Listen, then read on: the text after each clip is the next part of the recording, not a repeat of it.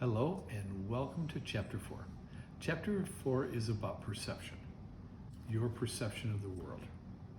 And I guess one of the big things we need to realize is perception is reality. What you perceive is what you think your reality is. And remember that virtually every situation can be seen from different sides, so people are going to have different perceptions of things. Social scientists agree that the world that we know really isn't out there. Rather, we create our reality with others through our communication. This may seem hard to accept until we recognize that there are two levels of reality. There's first order and second order. First order realities are those physical, observable qualities of things and situations. The second order is where we attach meaning to them. So first order reality is your grandma gives you a hug. The second order reality is that's appropriate for grandmas to give you hugs. You know, the first order reality is your job interview asks how your day's going. And your second is like, that's a legitimate question. If the job interviewer had asked you, what are you doing for dinner tonight? You would have then attached a different meaning to that second order reality, and it would have been a little unreasonable situation. So the steps in the whole perception process, first we select decide what data we're going to attend to. We usually look at things that are most intense, things that attract our attention, that's louder, larger, brighter, stands out. That's why Las Vegas is the way Las Vegas is. The bright lights, the noise, all of that is what makes us so exciting. And even when you're driving through the desert and it's nighttime and you're exhausted, but you're going to Vegas, and you kind of have that in you, then you get like tired and you go over that little hill and you see the glow of Vegas and you're like, Vegas, right? That's what you're going. Or something that's repetitive. 2 all beef patties, special sauce, lettuce, cheese, onions on a sesame seed bun. How many years ago did I learn that? And I've heard it a billion times and it will never go out of my memory.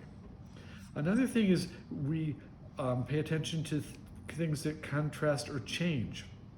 So people that are unchanging are less noticeable. So you don't notice your friends as much.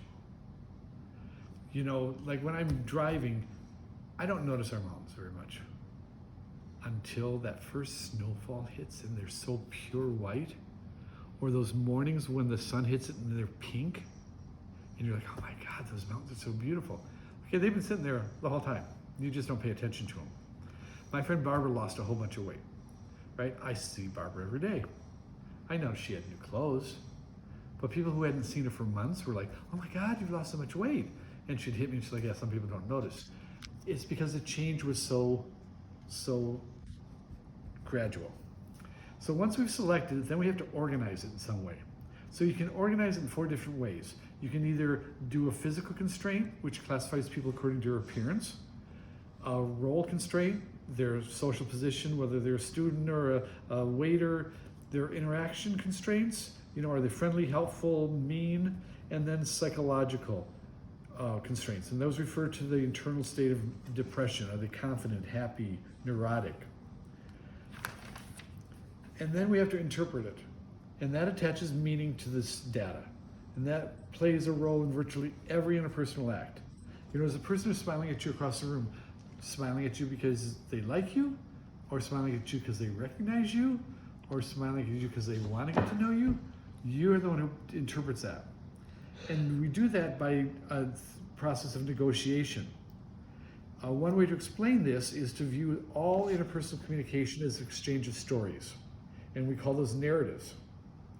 So think of a boss and an employee who's having a conflict. The employee is like, okay, the boss is so mean, he's heartless, all he worries about is money, and I'm a good employee. I'm on time and I get my work done. Whereas the boss's narrative is that she's a fair boss, but the employee is a clock watcher who just punches in and first thing there's like, oh, can I go home? Oh, can I go take a break? Kind of thing. So you have to negotiate this so that they worked out. Shared narratives don't have to be accurate to be powerful. So some things that influence our perception. First is the physiological influences, the senses.